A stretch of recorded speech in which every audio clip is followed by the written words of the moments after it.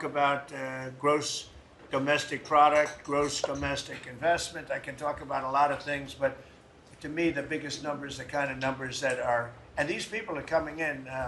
Our Secretary of Commerce spent the weekend. He went down to Arizona to see what was happening with the biggest chip company in the world. And he said, Howard, he said, you've never seen anything like it. Do you want to just describe what you saw? So they're investing $165 billion in 1,100 acres in Arizona, and they're building the highest tech chip manufacturing, semiconductors, and 4,000 employees. You know, American tradecraft, right? Technicians doing every kind of work. The classic foundation of America is building it. They had 14,000 people. They're expecting 40,000 people to build the rest of their plants and to employ 20,000 people for the rest of the time. This is all driven. You never saw a site like that. And this is all driven by your tariff policies. No chance this be happening without you. It's going to be about 40% of the chip market from that one section, and this is the biggest chip maker. They have 99% of the market. They come from Taiwan, and unlike the CHIP Act, which was done by Biden, where they hand everybody billions of dollars, the thing they don't need is money. They got plenty of money. What they need is an incentive to come in, and the tariffs, they're building because of the tariffs. Without the tariffs, and I like to say they're building because of November 5th, the election, and the tariffs, but I'm going to be a little more blunt. They're building because of the tariffs, and November 5th gave them the tariffs. So it's amazing when you look. And these are not companies that go out and say, well, we're going to build, we have to go get our financing. Let's go. Like we would, in New York, everybody would look, you know, you get a building site, and then you'd look around for money, you'd look around for financing for 6 months, you'd get your financing. You'd build your building, the market would be good, you'd make money, the market would be bad, it wouldn't be so pretty, you'd have to negotiate, blah, blah, blah. This is different. These people have so much money, they don't know what to do. I asked Howard, did they finance it? No, they do it through cash. And they say that site, and they just started, you know, they just announced it like a month ago, and they've already started. He said, I've never seen a site like it, so big. So, you know, you're talking about essentially a $50 billion building. Now, if you build a warehouse for $50 million, that's a big warehouse, Scott. But a $50 billion building, that's a lot. They're building the electric, they've become a utility. And I'm giving them the right to become. They're going to build their own electric, they're going to build their own electricity, which they need tremendous amounts of electricity. They're going to build it themselves. Anything they have left over, they'll hook that into the grid. But the grid is old and they're unreliable and bad things can happen to grids. I said, if you want, you can hook into the grid, but that's a little bit risky. Or you can build your own electricity and become your own utility. And they, I think in all cases, are deciding to do that. So it's very exciting, and we have a lot of things going. We took over on January 20th. These are quarterly reports. We took over on January 20th. The tariffs haven't kicked in yet. I know that, and I don't want this to happen, but I know that China is doing very poorly right now. I just saw some reports coming out, and I don't want that to happen to China. I like the president a lot, President Xi. I don't want it to happen. I was actually saddened to hear it, but they are getting absolutely hammered in China. And, you know, they're sending boats, the biggest boats in the world, carrying cargo like nobody's ever seen before. These are the biggest boats in the world, biggest cargo ships in the world. And they're coming and they're turning around in the Pacific Ocean.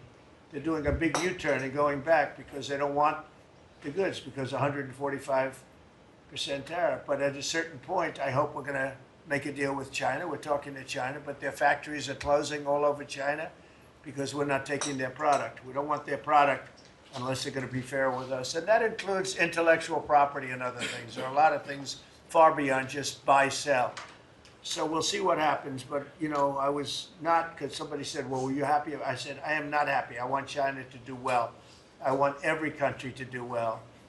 But they have to treat us fairly also. So with that, I think we're going to maybe go around, and we have some letters where the secretaries and people around the table are making statements about how they're doing and what's happening. And I could start with Pete on the left, because he's my least controversial person at the moment. No, they don't know how good he is. So we'll go around the table and you can hear it. And these are cabinet meetings where they're very open and transparent. And I can guarantee you Biden didn't do this. He didn't do this.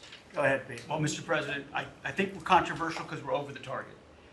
And like so many things, Mr. President, you inherited a demoralized military that couldn't recruit, that was perceived as weak after what happened in Afghanistan and elsewhere because of Joe Biden. And what we have seen since your election and the inauguration has been nothing short of a recruiting renaissance. Decades, it hasn't been decades since we've seen this kind of recruiting in the Army, the Navy, the Marine Corps, the Air Force. The men and women of America want to join the United States military led by President Donald Trump. And the police, by the way. Absolutely. And fire. I always mention the fire, but the police and fire, likewise are, I mean, they have waiting lists now, and 6 months ago was a disaster. Truly historic. We can barely absorb the volume and retention as well. Men and women in the military who don't want to get out now that they have a real commander-in-chief. We're reinforcing standards. We're going to be fit, not fat, in our formations. We welcome back all the folks that were forced out because of the COVID mandate. We've ripped wokeness out of the military, sir, DEI, trans, and it's Fort Benning and Fort Bragg again at the DOD. We're rebuilding the military, sir. The Golden Dome is well underway. F-47, reassuring allies and deterring enemies. We found nearly $6 billion in DOGE savings that we're going to reinvest, including $50 billion from the Biden administration focused on things like climate that have nothing to do with lethality and warfighting.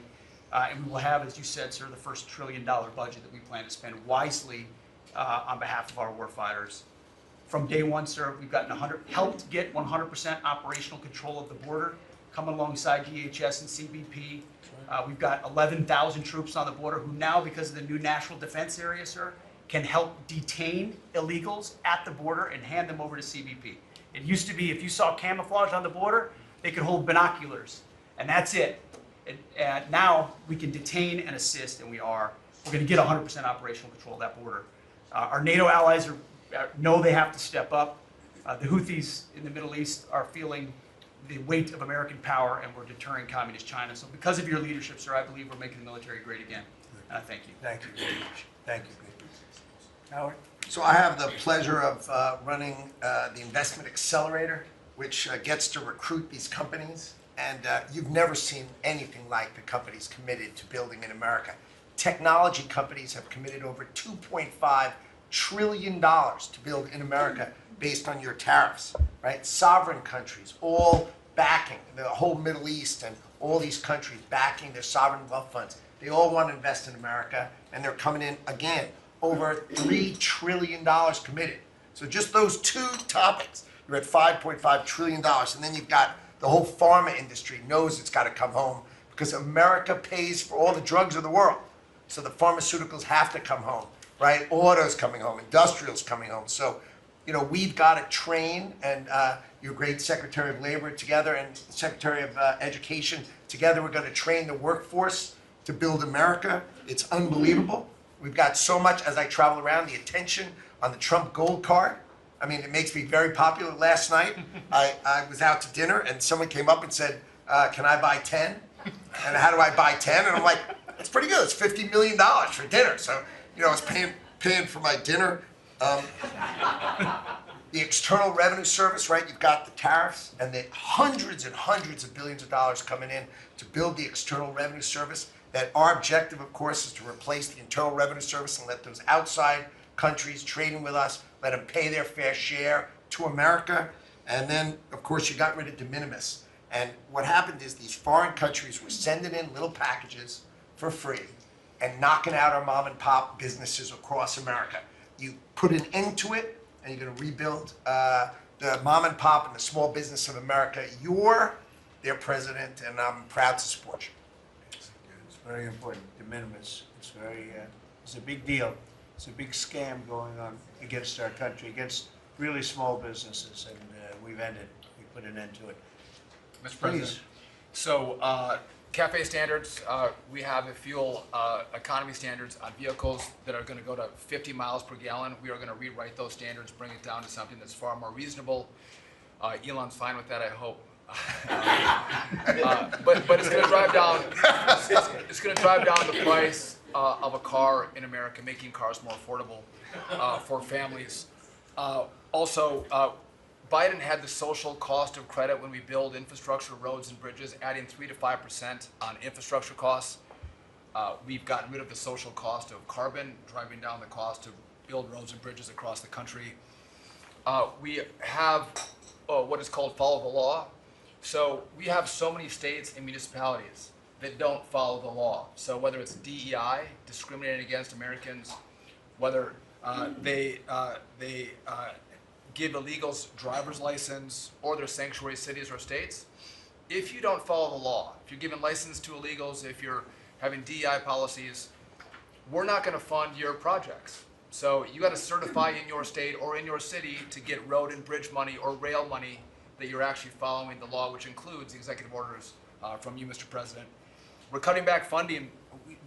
We send research money, Mr. President, to universities to do research on more equitable and sustainable transportation systems. Projects that'll use data and public opinion to inform policy and infrastructure and technology benefiting diverse communities, including women and gender non-conforming people. Just stupid wastes of money. We're pulling that money back from universities. We should do good research if we're doing research in universities. And then one last thing, air traffic control. We don't have enough air traffic controllers. We're about 3,000 short. We're working on an agreement with the union, so when controllers become retirement eligible, we're going to cut a deal to try to get them to stay longer, to stay in the tower.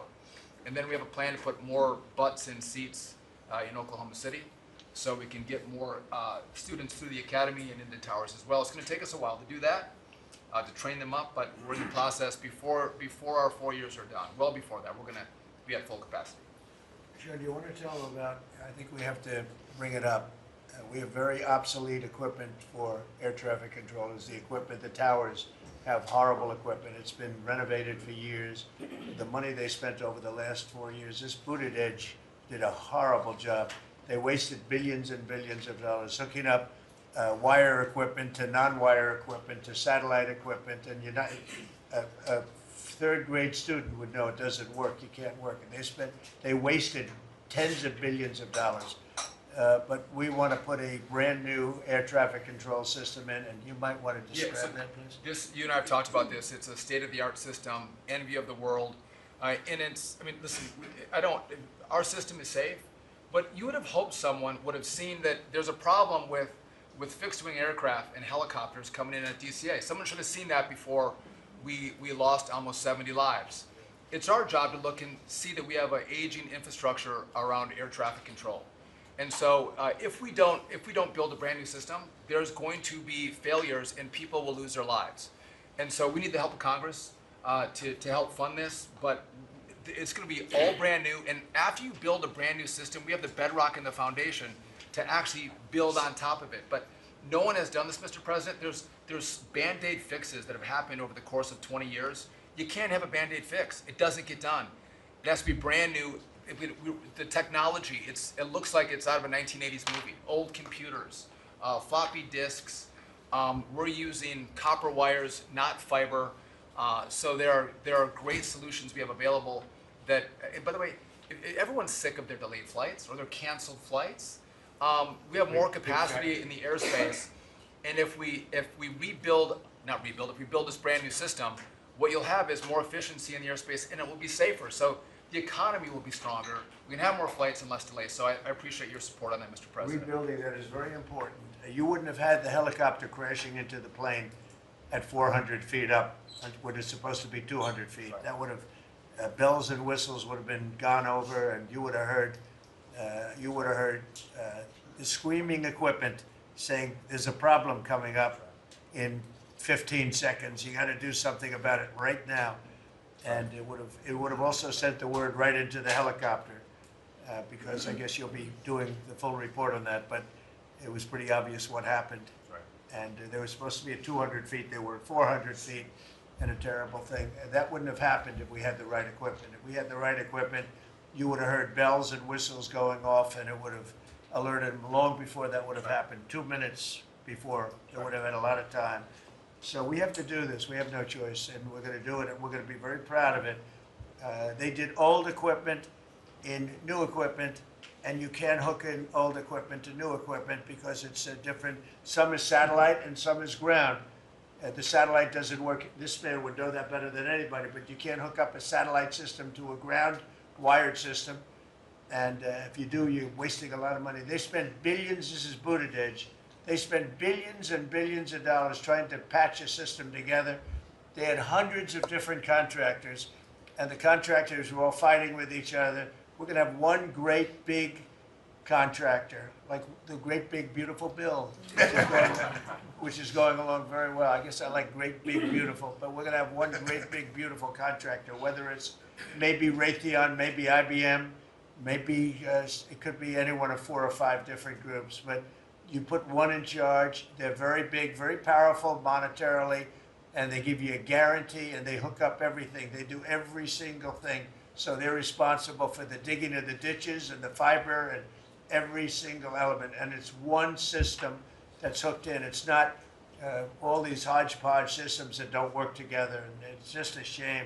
I mean, it's basic construction, but it's complex stuff. And there are a few companies that do it unbelievably well, and we're going to have that. So good job, Sean. I know that's your big project. And Mr. President, no one has done it because it is complex. It's hard to do because as you're building a brand new system, you have planes taking off and landing. And so because it's complex, no one has done it, and you've given the directive and the support to make this happen. So thank you. Well, ours is going to be an all-new system. It's going to all hook up. It's going to be the same tower is going to have the same equipment, and all towers all over the country, all over the world actually, mostly, are going to be hooked in together. And when there's a problem, when planes are too close, you will hear a sound that's very ear-shattering. And I've heard it, and it's amazing. I mean, honestly, it's amazing. It's real genius stuff, and we didn't do that. What we did was just waste money. You could have just thrown it right out the window. What they did in this last 4 years was disgraceful. Whether it was the border or this, you can name 100 different things. The worst administration ever. Okay. Thank you, Mr. President. Thank you. Mr. President. Secretary? Thank you. Yeah, Mr. President, thank you. And I think one of the things that I want people to understand about the VA is we're part of the national security interests you have, and you've laid the groundwork for that with leadership and making sure that with the Secretary of Defense and myself, we take care of veterans on 2 ends, one when they come in and one when they served and have earned the benefits that we have. And one of the things is if we're not doing our job on our end, then the recruitment and all goes down on the other end because we have a full spectrum. That's what leadership is about. What we found, speaking the last 4 years, is we found an administration that wanted to throw money and people at problems, but they didn't want to put leadership in. They just put money and people at it, and we saw wait times stay the same. We saw issues of suicide rates, death by suicide, not change. We saw a homelessness issue barely go down. We saw disability claims skyrocket when you took place over 250,000 back dislodge, which we're already bringing down almost 40,000 so far just in the last couple of months. But we've also put back what you, and I was in Congress when this happened, and I was glad to see it. The Mission Act is back front and center at the VA. We're actually doing community care. We're actually giving the veteran the choice that they've earned and they've deserved, whether they can get their VA care inside our facilities or in the community. It's their choice. It's VA care. We're going to give them the highest quality care wherever they want to go. Also, we're expanding out options for treatments and others for those that are new. We're experimenting and looking at new counseling ideas, all new drug techniques that we can help with PTSD, TBI, the things that are affecting our veterans right now. But also, we've taken the leadership to take people and bring them back into work where they're actually communicating. They're back in our offices. We put thousands of people back in. We're processing more claims daily than we were in the last little bit, hit 1 million before has ever happened, and we're actually bringing it down. And I've actually taken our deputy secretary, and he is actually handling a strike force now to bring down that disability claim, plus our regular work that we're having done. We've also taken almost $300+ million and taken it out of contracts that we've all heard about so far. We were doing contracts for meeting notes and PowerPoints, and if our folks didn't know how to do meeting notes and PowerPoints, go online and learn yourself. We're not going to pay for it anymore. And we took $360 million and put it back into community care and also our health records management system that we have. We've opened 6 new facilities just in the last little bit so all the media who wants to talk about how we're hurting healthcare, we just opened 6 new facilities. By the way, thank you, you're welcome. As we go from that we've continued. We've also took $11.6 billion in ceiling values of contracts and terminated that we did not need, resulting in significant cost avoidance for the future, but also still maintaining the ability to take care of our patients and also our disability benefits. We've also gotten unity again. We did away with $14 million in DEI spending. We've ended gender dysphoria treatments. We phased that out. All directed the savings from that go to paralyzed veterans and amputees. We've also continued to work toward, as you've, in anti-Semitism and also anti-Christian bias that we saw. The biggest thing, though, Mr. President, I wanted to state, is you told me when you said for me to take this job, you said, take care of my veterans. Well, we've done something in taking that step forward. The veteran is back first at the VA. The VA is not about itself anymore. We're not a self-feeding animal. It's about a service organization that takes care of one of the best that we have, and that's our veterans. And that one, Mr. President, we're just getting started. Thank you, Doug. How are you doing with the suicide rates? We're getting, it's tough, Mr. President. That's something that we're looking at. This is something that we've had $588 million that's been spent over the last 4 or 5 years to be prevention, and yet the numbers stayed at 17 or 21, wherever you want to have it. We're now opening that back up, taking in nonprofits. We're bringing in others who have things that are actually looking at. I've worked with Secretary Kennedy and others on the idea of we're opening up the possibility of psychedelic treatment and others that give us an opportunity. We got to research it, make sure it's good, but it's opening up that possibility. And I think, again, veterans are understanding now that we're putting them first. When I go to these hospitals, they're actually coming up saying thanks. We're back in where we need to be, and we're seeing a workforce develop. So suicide is going to come down. It's also going to take some transition stuff that your Secretary of Defense has been very helpful on. We've got to transfer them out of the military so they come to us better, but we're working on that. Thank you. Jameson? Mr. President, it may come as a surprise, but this has been the busiest 100 days in the history of the office. In history. In You know, this is the biggest deal ever done. If you sold IBM, ExxonMobil, and 5 other companies together, it's peanuts compared to what we're doing. This is the biggest deal ever done financially in the history of the world. And I think we're doing great. You're going to see some big, big results. Go ahead. And I'll just say something that Secretary Duffy said in his context, because it's complex, no one has done it. So this is something, a reordering of global trade that hasn't happened since the end of World War II. And it's long overdue because we've seen manufacturing offshore under the old global trading system. When the net result of the global trading system is that all the manufacturing goes to Asia and other places, that's a system you have to replace, and that's what you're doing. They said you wouldn't be able to do global tariffs. We did it. They said everyone would retaliate. No one retaliated outside of China. They said no one would come to negotiate. We're talking to dozens of countries. They said no one would have offers. We have dozens of written offers. We have lots of countries in this week. This is like a break for me to come and not sure. With all the countries that want to negotiate. They all want to negotiate. They want to make a deal. Don't zoom in on this. Yeah, this is like a tracker, right? We have all these columns of which countries have come in, when we started negotiations, who gave us an offer, are we in technical talks, and when do we expect to have deals done? Those are some weeks out, but we're working very quickly on this. Thanks, Jim. Thank you, Jameson. You're going to have a lot of fun for the next 3 weeks. Michael, do you have anything? Mr. President, the last 4 years, the world experienced a total lack of zero leadership under Biden, and then we've had 100 days of your leadership with respect, with strength, starting with there'll be all hell to pay if you don't let our people go. Dozens, over 40 Americans have come home under your leadership. Far more terrorists are no longer threatening the homeland under your leadership, pulling all of these agencies together, including the evil individual responsible for the Abbey Gate bombing, and to sit with the 13 Gold Star families, and you showing that follow-up and that justice has been incredible. But pulling this great team together, Mr. President, everything from revitalizing shipyards to cyber to space, that takes this entire team working together. It's an honor to serve you in this administration, and I think the world is far better, far safer for it. Thank you very much. The Abbey Gate is really important. This was a horrible thing. Destroyed the image, frankly, of the Biden administration. What happened there was a disgrace. It should have never happened, and Pam is working very much on prosecuting that person. We have the person, and he'll do well. I have no doubt about it. Thank you very much, Michael. So the CIA, I don't know, Ratcliffe, I don't know if he's going to say anything. He's probably the one person here that's not allowed to talk about the great job he's done, but go ahead anyway. Mr. President, as you know, at your direction, the CIA has deployed our unique covert action authorities in various places and continents to successfully advance your national security and foreign policy priorities, to advance peace, to end wars, to take terrorists off the battlefield, and to keep illicit drugs from coming into this country and harming Americans. Unfortunately, as much as I would love to detail your accomplishments in that regard, we can't do so in front of this crowd. But you and I both know, Mr. President, that you have had a profound positive impact on America's national security posture, and Americans are safer because of your leadership.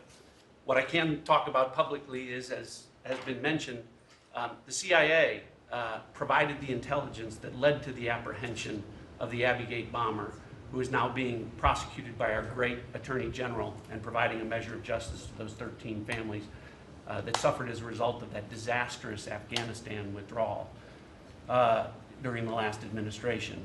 In addition, at your direction, Mr. President, the CIA has negotiated and secured the release of Americans like Mark Fogel and Ksenia Karolina, who have been wrongfully detained, sending the message that you will forget about no Americans that are being held in other places unfairly and unjustly. And finally, Mr. President, the CIA is being restructured at your direction to focus on our core mission and to eliminate the well-documented politicization that has taken place in the intelligence community from bad actors in the past, to focus on our core mission and to make America safe again. Thank you for the opportunity, Mr. President. Good job. You're doing a great job. Thank you very much. Russell? We're obviously involved in a number of budget bills that are moving, trying to make sure all of your priorities are reflected in the reconciliation, working on our upcoming budget. Wonderful job by the entire cabinet on that front. Details soon on that front. Sending up rescissions bills to Congress for things that Elon has found. But the regulatory aspect is something we don't talk about enough. And right now you've given us a goal of 10 for 1. We are working right now with all of the agencies to rack up how big of a deregulatory agenda that we can have. When you came into office, you basically stopped $200 billion in costs to American families just by stopping the Biden regulatory agenda. That's about $2,000 per family. We think when we're going to hit these 10 for 1 goals that we could be in the neighborhood of about $900 billion in savings to American families that would be substantially bigger than that $2,000 number. And the point that I would make, in addition to just savings cheaper to the American people, there's an aspect of wisdom when you're enforcing these rules that comes into play. And I'm your regulator for the Consumer Financial Protection Bureau, and we found this small mortgage lender in Chicago. His name is Barry Sterner. He had a firm called Townstone, and CFPB had gone after him because he complained about crime in Chicago, literally the same thing that the Democrat mayor had talked about, and they came after him for 7 years on a redlining disparate impact claim and ruined his life. We overturned that. We apologized on your behalf to that individual, and we basically, without having to go through notice and comment, we ended the policy that set that in motion. And so that's happening across these agencies with how they are using their enforcement discretion, and it will only continue based on the stone wall of backing that you've given us to make these hard calls. I don't think they're actually that hard, but no one's done it to this point, and we were able to go forward and do that because of the backing that you've given us. So maybe the biggest thing we're working on, maybe bigger than tariffs in a certain sense, is we call it the one big beautiful bill.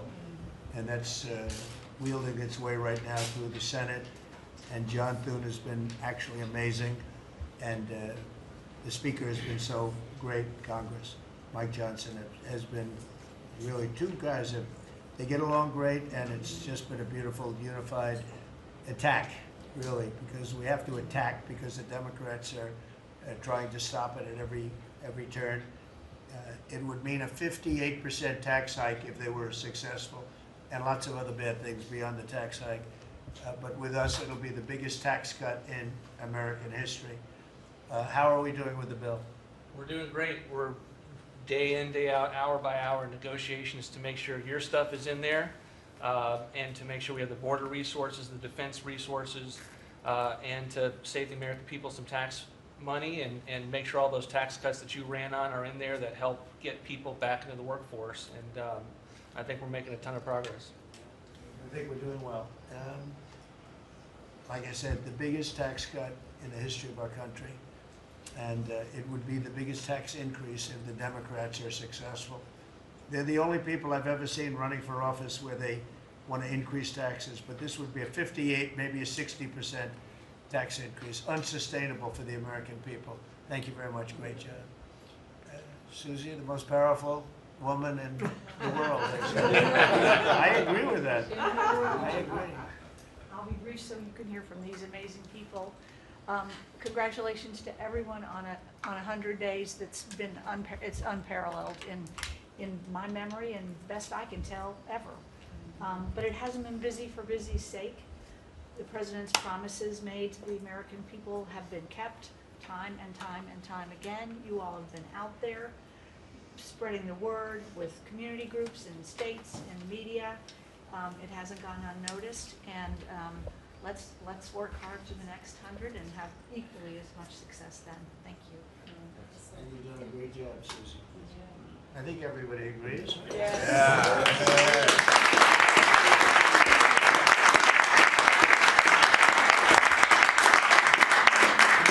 If you have anybody that disagrees, please. In front of the media. Please raise your hand if you have the courage to do so. Anyway, go ahead.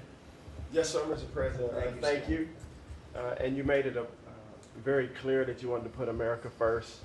And also from day one, you wanted to make housing affordable again, because we do have a housing affordability crisis in our country. And so at HUD, we've been cutting all the red tape and bureaucracy as it pertains to housing affordability and unleashing creativity of our builders and developers around our country and restoring local control.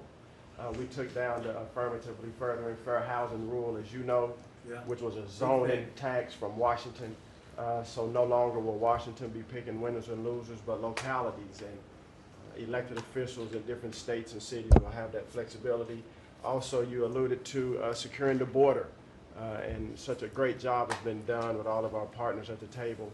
And at HUD, we want to make sure that the resources that we have now, which is American taxpayer dollars, in the Biden administration, they prioritize illegal aliens over the American people. And so we signed an MOU with Secretary Nome at DHS to make sure that HUD-funded housing only goes to American citizens, and no longer will it go to illegal aliens coming across our border. We have about 9 million people living in subsidized housing in our country.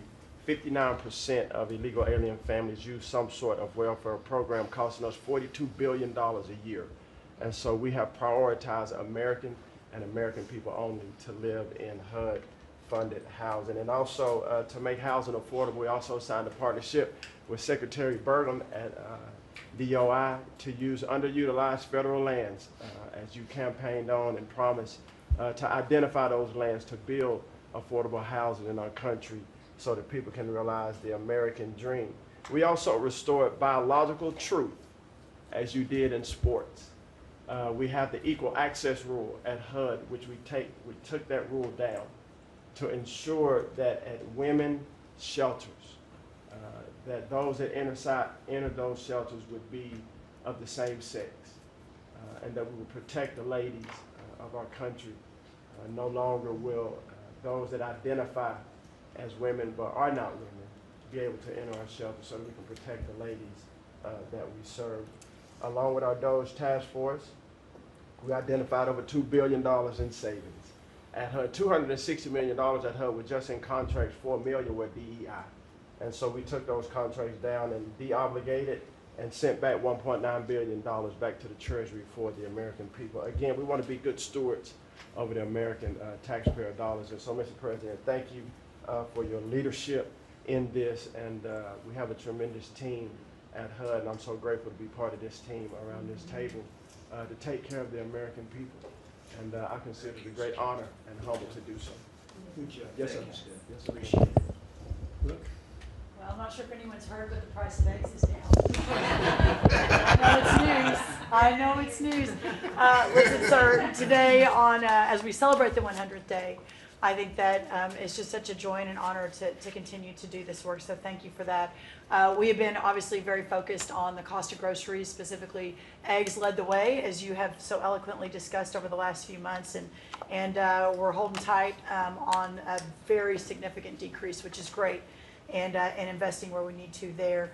As I mentioned before the press came in, we have had a massive issue with Mexico on water, getting water to our farmers along the border for decades. When I worked in Texas 25 years ago, we were fighting with the Mexican government over the water then. You got involved about 2 weeks ago. That evening I started conversations, and as of just a few days ago, thanks to Secretary Rubio's great deputy secretary and I have been negotiating, and we hit the best deal I believe in history on behalf of our farmers, and thanks to your leadership and your strength on that. And that's a really big deal long term for those farmers in the southern part of the country. On the energy side, I know we've got Secretary Burgum and his partner Secretary Wright, but we often forget that agriculture has a major piece of the energy dominance agenda, not just timber, not just minerals, but biofuels. So we continue to support that great leadership coming from those agencies and doing hopefully our part as well, and they've been incredible in that.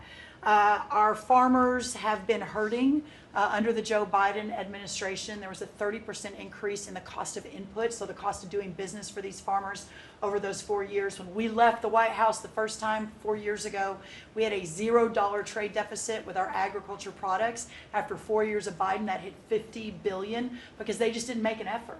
And so obviously that's $50 billion less dollars at a time of very thin profitability for our agriculture community. So the Congress passed because the last administration didn't get a farm bill done either, the farmers were hurting there. So Congress stepped in. I say all that and basically said $10 billion to move out. USDA, fastest in history, that money went out to those farmers that couldn't make plant their crops. And so I'm really proud of that, and you'll hear a lot of that from the farmers today, that this USDA is moving more quickly than any ever before. And we're not organizing money based on the color of skin and other ways, which was how the last administration was moving out. We have canceled $6 billion in contracts thanks to our great friend Elon Musk and his Doge team. A lot of those were DEI, gender, studying transgender mice. Who knew? The racism and pest management, we've canceled all of it.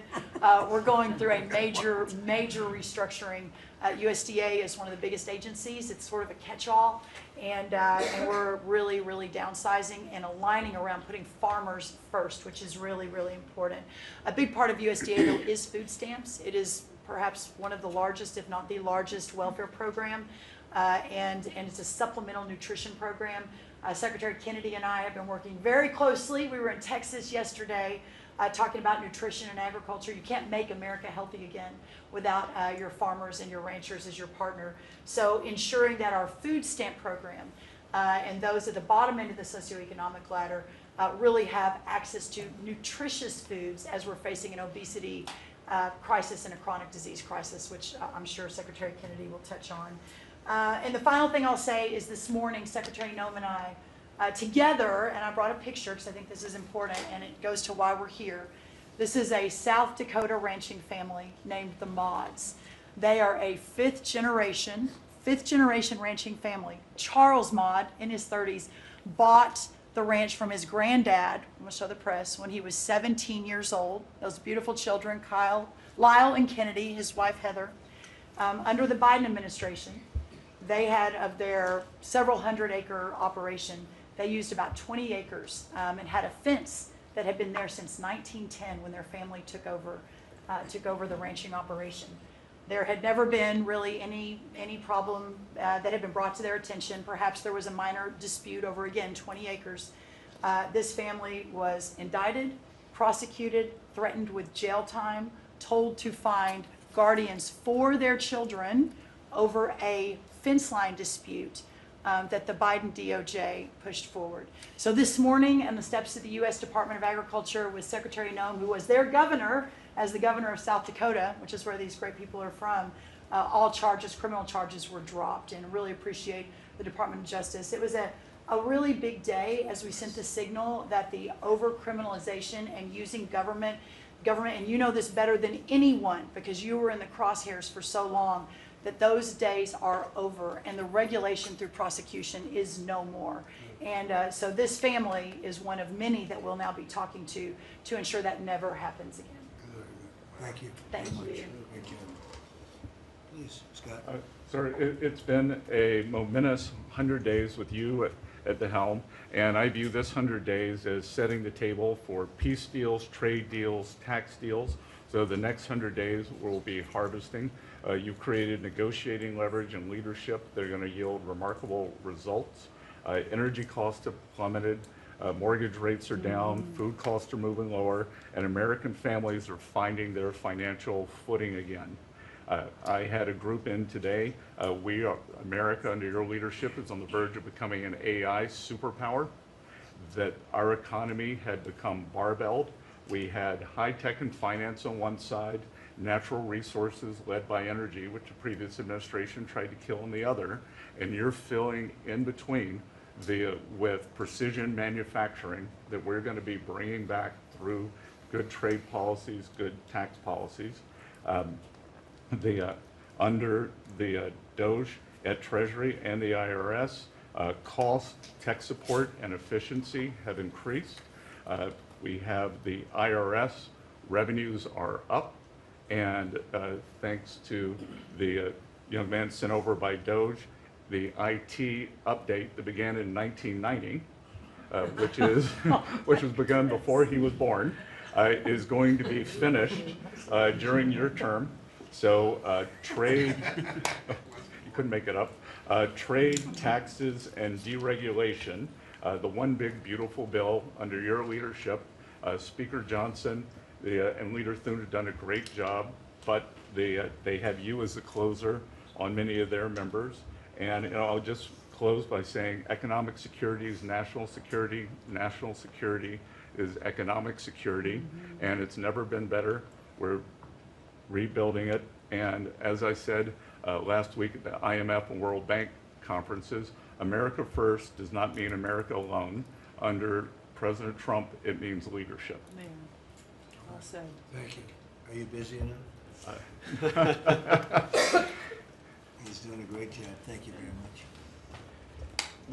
Mr. President, thank you, and thanks to the cabinet. So at the risk of insulting everybody else at the table, I believe that I'm the youngest member sitting at the table. And it occurred to me that from the time that I was born to the time that Donald J. Trump was inaugurated just a few months ago, we went from, again, 40 years, we went from the world's manufacturing superpower to one in which we depend on the People's Republic of China to make the things that we need. We went from the proudest military in the world to one in which we failed to meet our recruiting goals. And we went from one in which bipartisan border policy was the consensus of both Democrats and Republicans to one in which we allowed 20 million people to run roughshod illegally over the countryside, causing crime, causing a stress in the welfare system. And again, that happened over the lifetime of the youngest member of the cabinet. And what has happened in 100 days is that we've started to reverse every single one of those negative trends. And I think what it shows to me is that the president, and you sit in the Oval Office and you see these portraits of presidents past, and let's be honest, most of them have been placeholders. They've been people who have allowed their staff to sign executive orders with an auto pen instead of men of action. And the reason the media attacks this administration as chaotic is because the president is solving the problems the American people set about to solve. He's actually doing the things that he promised that he would do. And Mr. President, it's been an honor to be part of it for the past 100 days. And let me just make one other observation because it's interesting. I've seen the data, I've monitored it, I've looked at it, but the most underreported fact of the first 100 days is that we came in with a massive recruitment shortfall And in 100 days of Secretary Hegseth and President Trump's leadership, we now have people breaking down the doors to join our military. To the media assembled here, it's a really interesting question. Why has that happened? Completely aside from the fact that I think it's a good thing or I think that President Trump deserves political credit for it, why did we go from a military where people didn't want to serve to now all of a sudden they do want to serve? That's a story you guys should cover, but compared to that, how much time have you instead focused on the fact that we deported an MS-13 gang member with a valid deportation order, and why is it that the press is so focused on the fake BS rather than what's really going on in the country? I think that what we've shown, sir, is that you can do a lot. You can do a lot in 100 days, but you've also unfortunately revealed that too much of the American media hasn't learned the lessons of the past 40 years. Thank you, sir. Thank you. Thank you. Pam? President, your first 100 days has far exceeded that of any other presidency in this country, ever, ever. Never seen anything like it. Thank you. Your directive to me was very simple: make America safe. And despite that, we've still been defending over 200 civil lawsuits filed against you. On top of everything else, I think I'm representing every one of you in this room in some capacity. And no, you will not be arrested by the U.S. Marshals. Over 200 lawsuits, over 50 injunctions, and now we've got multiple cases in front of the Supreme Court, and we will succeed, and we are doing great in front of the Supreme Court, President, and we'll continue on with that. I was at DEA yesterday, and they said to me, you, Donald Trump, have taken the handcuffs off of DEA agents. And as a result of, since you have been in office, President Trump, your DOJ agencies have seized more than 22 million fentanyl pills, 3,400 kilos of fentanyl since you've been, your last 100 days, which saved, are you ready for this, media? 258 million lives. Kids are dying every day because they're taking this junk laced with something else. They don't know what they're taking. They think they're buying a Tylenol or an Adderall and a Xanax, and it's laced with fentanyl, and they're dropping dead. And no longer because of you, what you've done. ATF, since you've been in office, President, along with DOJ agencies, seized 14,500 guns off the streets. Why aren't people reporting that? 651,000 rounds of ammo. That's up 151% from 2024. That's keeping America safe. We've rescinded death penalty. We are now seeking the death penalty on cases. I'm signing death warrants. We are going after terrorism. We are going after arsonists. Whether you're burning Teslas, we've arrested 9 people so far in 7 jurisdictions, no negotiations, 20 years in prison, or you're burning down the governor's mansion in Pennsylvania. We will be there to protect you. And I've been talking to Governor Shapiro, and he greatly appreciated you reaching out as well. ISIS terrorist, we got one in New York, right around the corner. We got an ISIS terrorist in New York. We have an October 7th task force. We just broke up a huge human trafficking ring by the Sinaloa cartel. 1,000 pounds of methamphetamine on our streets. Ton of fentanyl, 20,000 Molly pills. Those are the drug of choice among at clubs and bars for young kids. They were fake, but you know what they had in them? Fentanyl. That's 20,000 lives saved because of you, right there. We brought back 29 cartel members from Mexico at your direction, and one killed the Kiki Camareno, a DEA agent, in 1985, and many of us got to talk to his widow and his son, who is now a judge. And they started crying. They have tried to get that guy back forever. And thanks to so many of you in this room working together, they have justice. They were crying on the phone because of what you did, President Trump. Thank you. We're going after anti-Semitism. We're unleashing everything you told us. No more DEI, no more weaponization. We have rescinded, as I said, 200 policies. And I could go on all day long, but we are doing everything in our power to keep America safe at your direction. Thank you. Thank you, President. You're really doing a great job. Thank you very much. Okay, let's go. Nice to see you, Mr. President. Well, first of all, I think what you've heard amongst this team is the leadership, because it's given us the latitude really to collaborate amongst each other, not only in this room as Jameson mentioned, we kind of get a break for a couple of hours here, but we stay in contact actually every other day that we're working for you. And I think what that says is I was speaking to, for instance, the Farm Bureau of Texas yesterday. I'm not the Ag Secretary, but it matters to the workforce. I'm working with the other secretaries, Lutnick and McMahon, on education and the workforce investments that you've asked me to do. Because as you've come in and negotiated these great repatriation of these companies and the investments, we're going to need that workforce to build back this economy. And I couldn't see that more as I've kicked off my 50-state tour. We've been in 5 states so far. We'll finish all 50 states by the end of the year.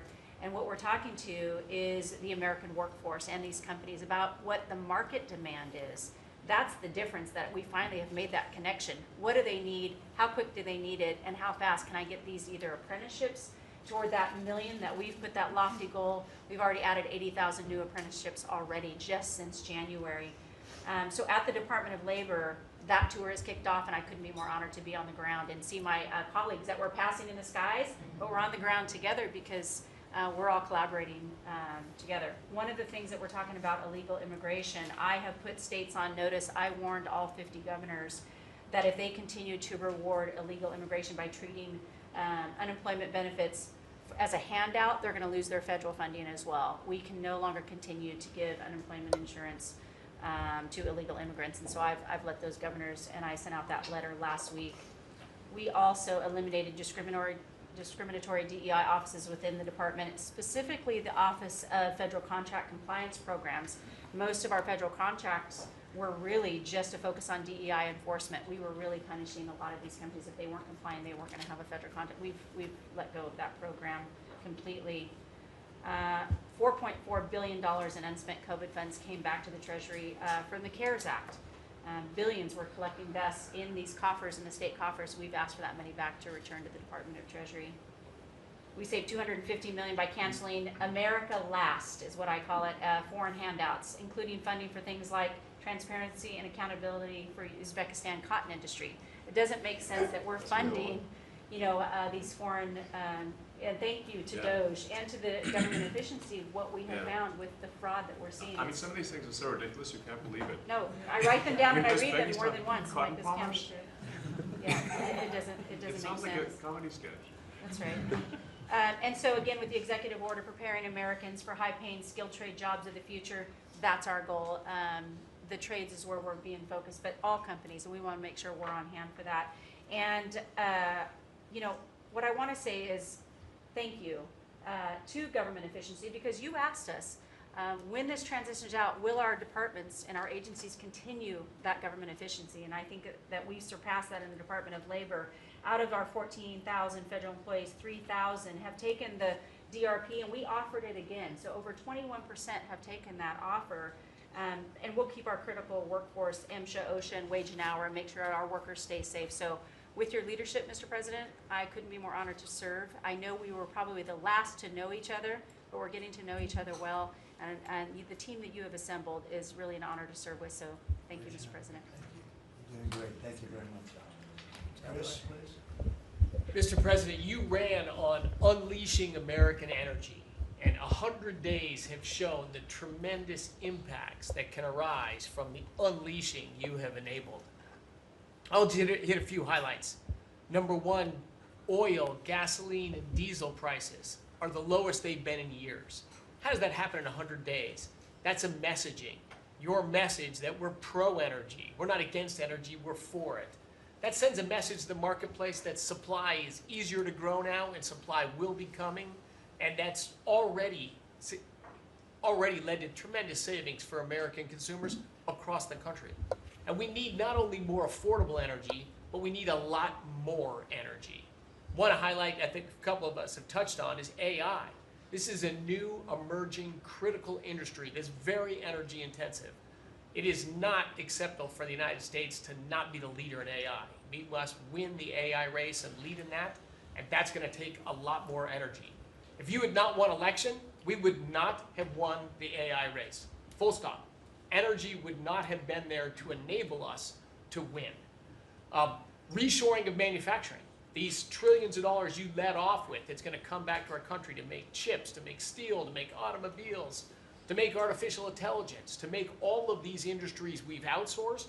That's only going to be possible with way more American energy. But we have that energy. We have those resources. We have those businesses. We have those capitalists.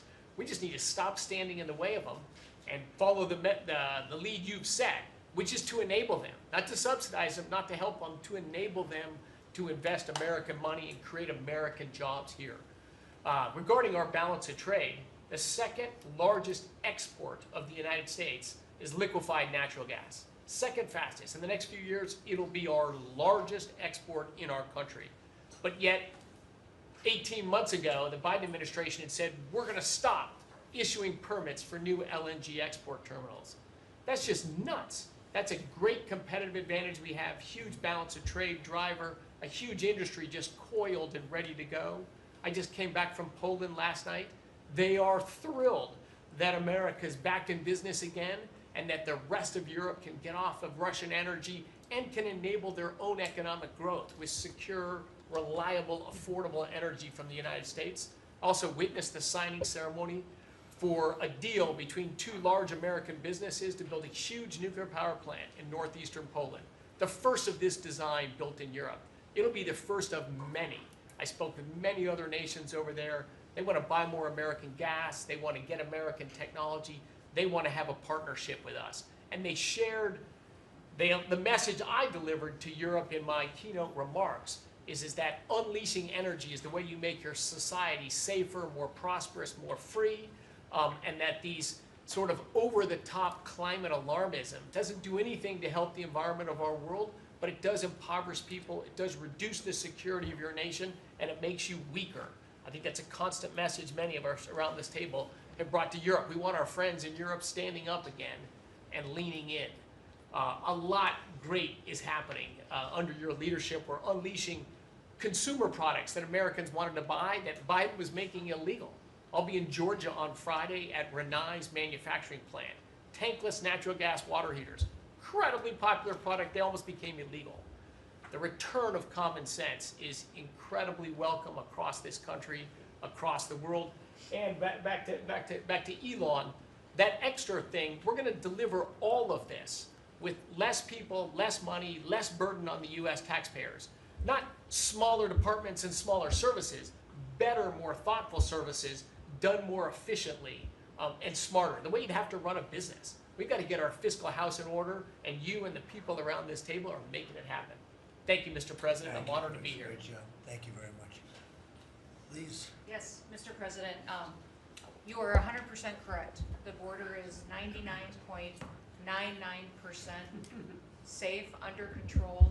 You have completely reversed the entire situation. In fact, the day before yesterday, I was down in El Paso, and those Border Patrol agents are so impacted by how you have changed things in a year. They have put up huge pictures that say, under the Biden administration, the mobs of people that were pushing through razor wire and trampling children, and the chaos and the violence that was happening at that same location, they have a picture there that says, this is what the Biden administration looks like, and this is what the Trump administration looks like. It's peaceful. People who do business between Mexico and America are coming through. They're doing it legally. They're following the law, and it's all because of what you've done and what you've empowered them to do. The recruitment for Border Patrol is through the roof. For ICE agents, they want to be a part of ICE because they recognize they actually get to do their job. I have the Coast Guard too. Coast Guard recruitment is up over 20% just in the last 60 days. Everybody wants to be a part of what the heritage is of this country.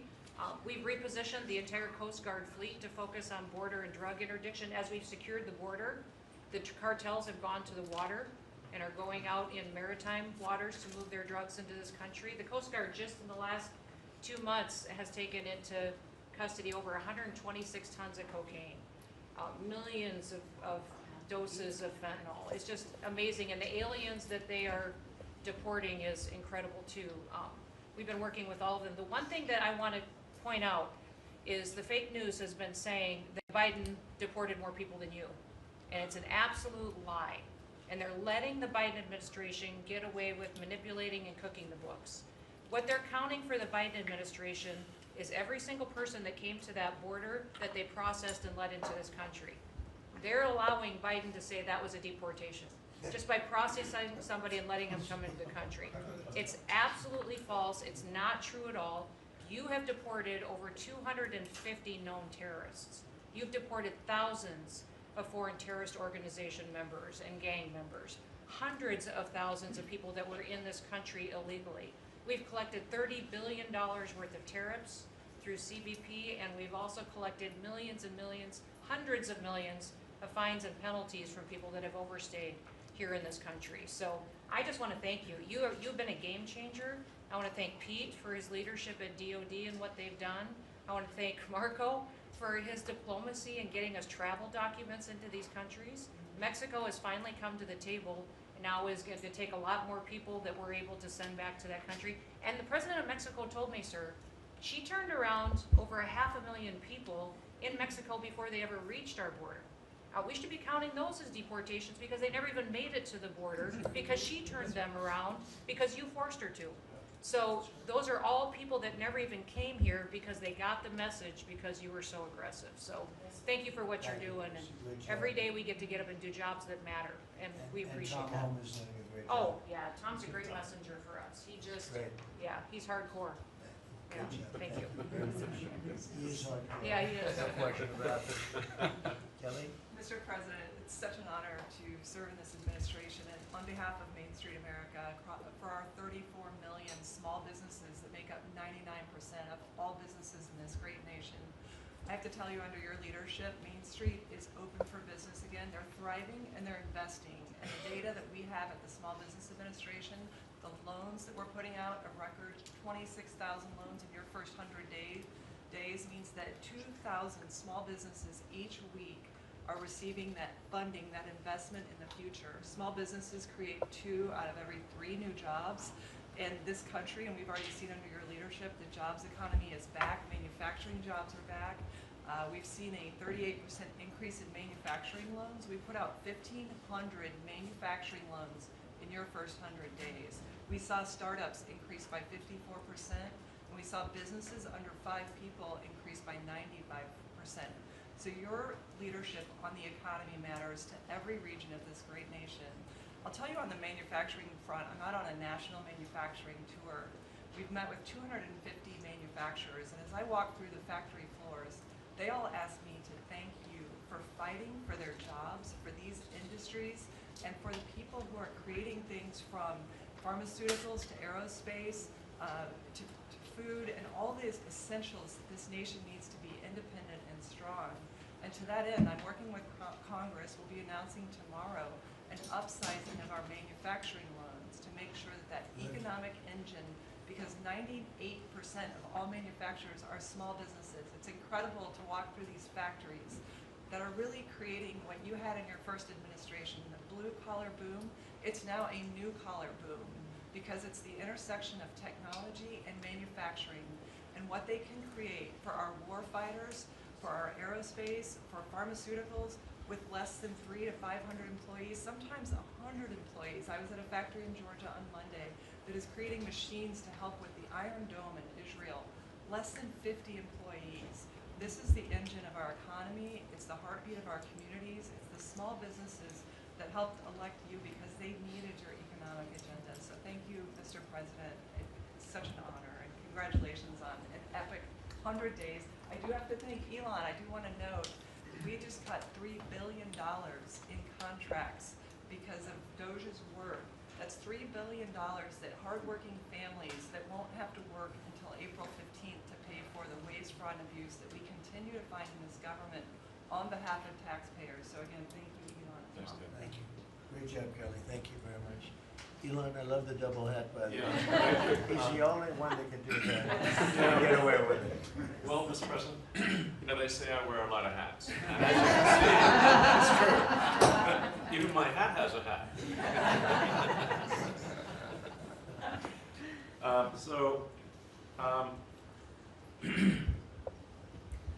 The American people voted for secure borders, safe cities, and sensible spending. And that's what they've gotten. A tremendous amount has been accomplished in the first 100 days. As everyone has said, it's more than has been accomplished in any administration before, ever, period. this portends very well for what will happen for the rest of the administration. I think this could be the greatest administration since the founding of the country. Well, we all want to thank you for your help too. You know, you really have sacrificed a lot. Been treated very unfairly. Well, they do like to burn my cars, which is not great. You know, could be better. But you have been treated unfairly. But the vast majority of people in this country really respect and appreciate you, and this whole room can say that very strongly. You've really been a tremendous help. You opened up a lot of eyes as to what could be done, and we just want to thank you very much. And you know, you're invited to stay as long as you want. At some point, I guess he wants to get back home to his cars and his.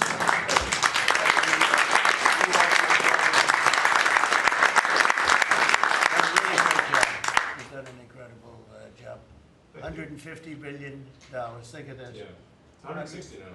Yeah, 160. Counting. They said, oh, it could have been more. And a lot of stuff is being worked on. That number could be doubled and even tripled. A lot of things are being worked on that we don't count yet because it's not quite there. But you've done a fantastic job, and we appreciate it very much. You know. Thank you, and it's also an honor to work with your incredible cabinet. I just like to say thank you, everyone. It's great to work with you. Thank you very much. Thank you. Mr. President, congratulations on this truly historic first 100 days of your administration, really only made possible by your focused leadership on delivering the mandate the American people gave you. You've empowered all of us to deliver that mandate, and I'm grateful to have the privilege of leading the intelligence community towards ending the weaponization, politicization of the intelligence community that's gone on for far too long. And building out what is truly a lean and agile and effective intelligence community that is helping you deliver that promise to the American people of safety, security, and freedom. So, Mr. President, I'd like to highlight just 3 of the areas where we are helping to support your leadership and your work in making America safe again and bringing about these changes. First of all, because of your designation of cartels as foreign terrorist organizations, I took immediate action with our National Counterterrorism Center to prioritize their focus on those terrorists and gang members who are trying to enter our country through legal or illegal means, and to seek out those who already are here in our country because of the Biden administration's 4 years of open borders. We've been working very closely with your great Attorney General's team at the DEA to get these known cartels into our systems, to be able to stop them at the border, and turning over names to Department of Homeland Security and the FBI to be able to find those who are already here in our country. Just the other day, we found 700 alien terrorists who have ties to MS-13, Tren de Aragua, and the Sinaloa cartel. Just yesterday, our NCTC identified almost 600 individuals with ties to other terrorists who came through our borders illegally, claimed asylum, and under the Biden administration were paroled here within our borders. Secondly, Mr. President, like too many organizations in the federal government, the ODNI has become very bloated with too much waste and abuse going on within the organization. We've done a few immediate steps. We are doing more. The ODNI is 25% smaller and more lean today than it was when I walked in the door and when you took office. Secondly, we have just this morning actually shut down a human capital office. As soon as you issued the executive order to stop all DEI activities, we did that, shut down the DEI office.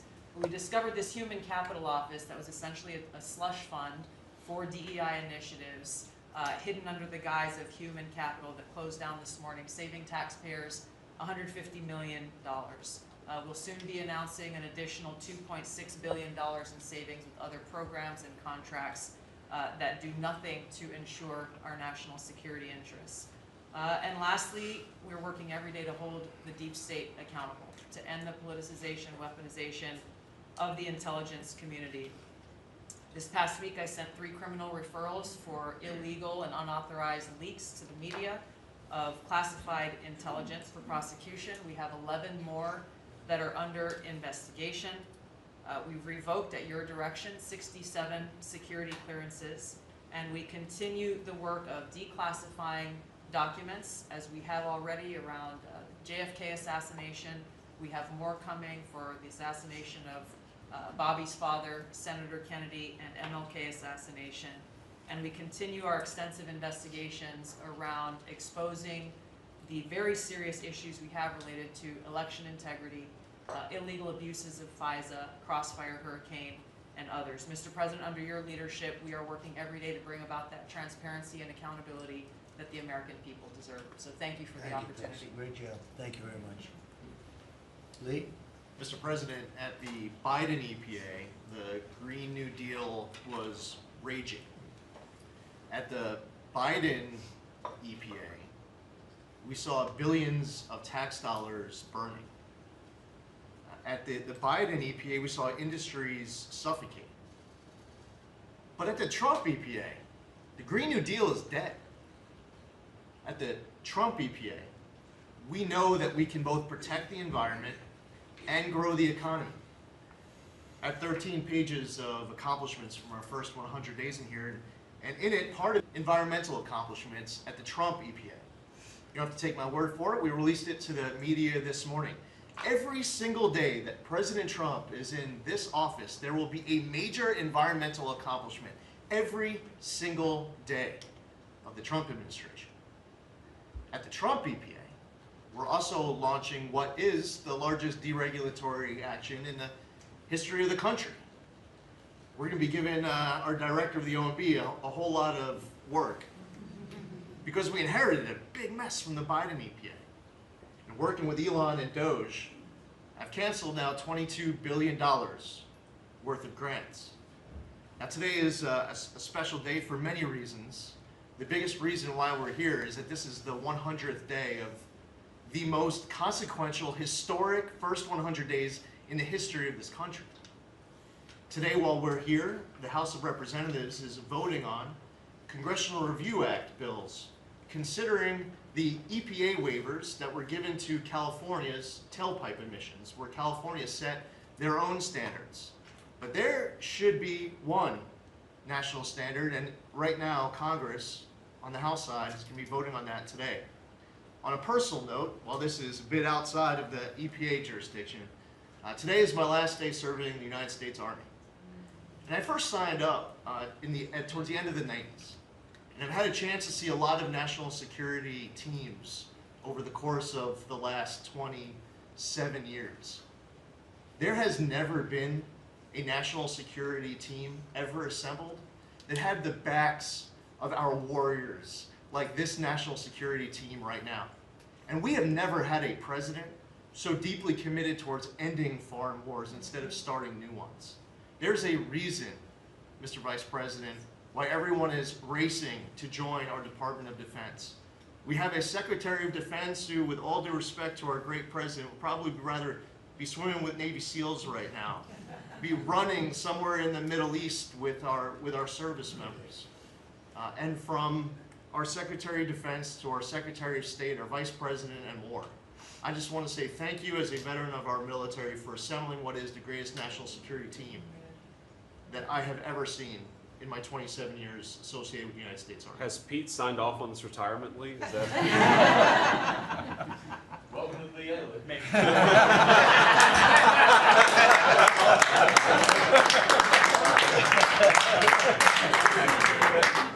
Thank you for your service, Lee. Yeah, thank you. You're doing a fantastic job. We appreciate it very much. So, Well, Mr. President, I don't think I have ever worked so hard to try to fire myself. We're certainly making great strides in that. We've reduced the folks over at the Department of Education by about 50% now through our RIF program, and so we've closed a lot of the district offices, consolidated, so there are a lot fewer people working a lot more efficiently in the Department of Education. The commissioners of education in every state, and I was at a meeting with them not too long ago for not only our states but our territories. They are thrilled with the opportunity now to be able to have more control over the education in their states, to get rid of a lot of the red tape and regulation that's kept them from doing what they're doing. So we're seeing, I think, great improvements. We'll see test scores, I believe. It'll take a bit for them to be able to go up, but I think now that they're going to have the opportunity to put in their own programs will see that grow. At the same time, we've been focused on higher education for our universities. We've returned proper enforcement of Title IX protections to schools. We have stopped funding to Columbia, for instance, and some other schools for not only Title IX but Title VI infractions. And those are moving along. I think we've brought people to the table. They know that you're serious. You meant what you said. You're going to make changes. They're making their campuses safer again. Anti-Semitism was just out of control in many of our universities. And so some tried to, in fact, Harvard is sued and they're saying that it's, First Amendment infraction. No, this is civil rights, safety on our campuses for our young students, who are there. And with Pam's help and the task force that we formed with HHS, with GSA, with other agencies, we're going to make sure that our campuses are safe. And so there's a lot of good work going on. I think one of the biggest things, you'll be very happy to hear this, Mr. Vogt, that we are putting back into place collecting on our student loans that have been delinquent since March of 2020. Been no effort to recollect on those loans. So as of May 5th, a letter goes out that the loan recollection is beginning again. So for those people who have borrowed money and who've not been paying, that's just not to be punitive. There are many ways that they can go online to understand how they can get back into the right payment structure, because when they're in default, they can't buy a house, they can't buy a car because their credit scores are down. So it's helpful to them as well as to get this money back into the country. I mean, $60 billion of increased student loan debt since 2020. And in total, we've got almost $1.7 trillion in student debt. So we're gonna start getting it back. And Scott and his team have been incredibly helpful. We appreciate that so very, very much. And so a lot's going on in the department. And what I would really like, as I'm firing myself, I'd like for you to be known as the education president, because of the best in practice systems that we want to put in every state to incorporate AI, so that we are training these new entrepreneurs and business leaders in our country. We can't do it with the infrastructure we have in place today, so you have to be working on that at the same time. So we're going to be doing that. So thank you for your charge to elevate education so that we are providing for every student access to excellent education. Thank you, sir. Thank you very much, Linda. And what's going on with Harvard and some of these colleges that are taking vast amounts of money, who also have vast amounts? They've got $52 billion and really scamming the public and hiring people like de Blasio and Lori Lightfoot, who are certainly two of the worst mayors in the history of our country, paying them a fortune of salary and having them teach our children how to manage cities and how to manage government. What's the word as of this morning on, let's say, Harvard? Well, we're negotiating with them. When we went back to them to say we welcome them back to the negotiating table, their response was a lawsuit. So Pam and her team are helping work with that. And I am, enjoying the fact not only am I firing myself, but I'm now being sued fairly regularly by different departments of education. But we're staying tough with them. The other thing that we're looking at also are the 117 violations of these big universities like Harvard and others, who are not reporting, as they're required to do by law, foreign money that comes in and how much that is and where it comes from. And so that is And students. Yeah, and it's very serious. Where are these people coming from? Yeah, sir, we pulled back their grants because Harvard isn't responding to us criminal activity by their students. And until they give us that list, they're not getting any more grants from Homeland Good. Security. I think you should pull it back. We did. The students they have, the professors they have, Right. the attitude they have is not American, and I think you should. A grant is a grant. We don't have to give grants. Exactly right. So we'll pull back the grant. All right, very good. Thank you very much, Linda. Bobby? Mr. President, thank you for your extraordinary leadership.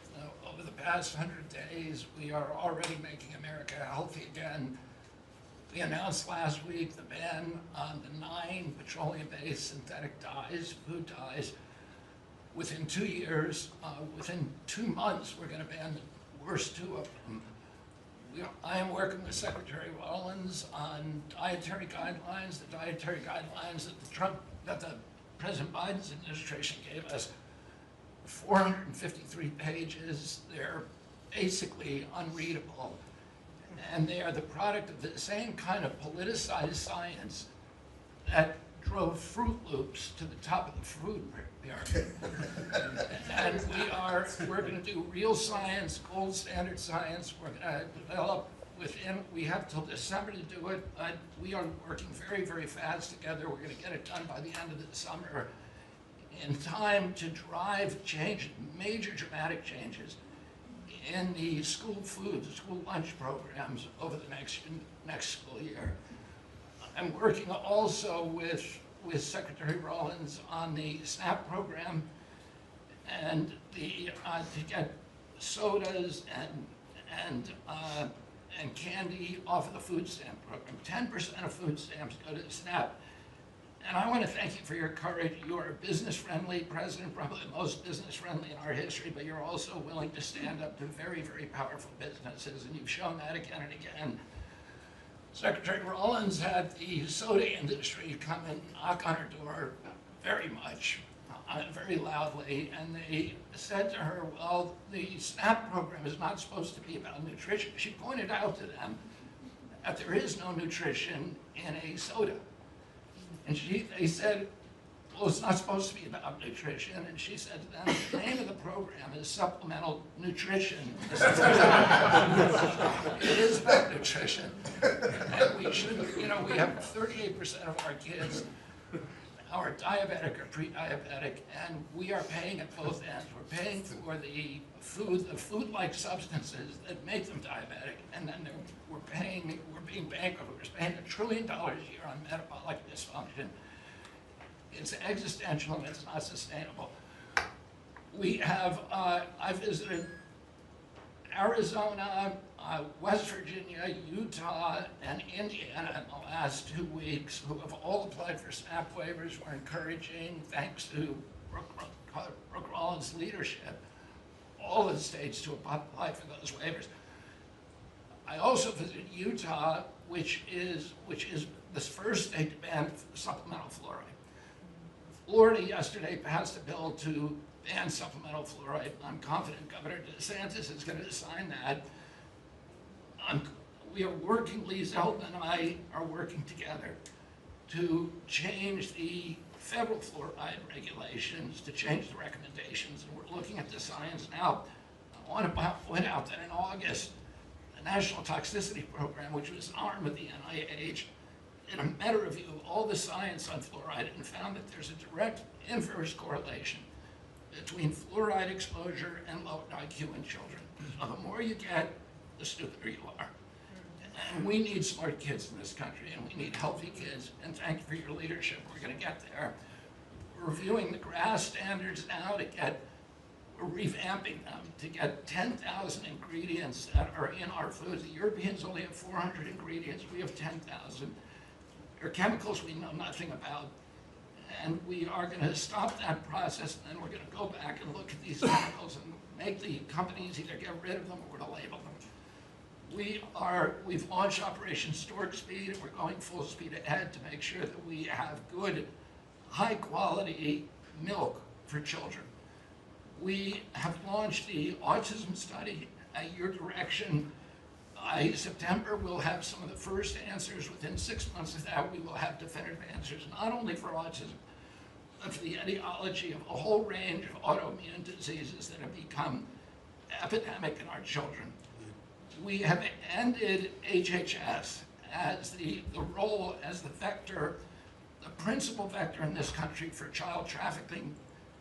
And during the Biden administration, HHS became a collaborator in child trafficking and for sex and for slavery. And we have ended that, and we're very aggressively going out and trying to find these children, the 300,000 children that were lost by the Biden administration. And we have ended funding for gender mutilation, surgeries, and other kind of gender dysphoria practices. And thanks to Elon, We have saved $67 billion at our agency without compromising any of our critical programs.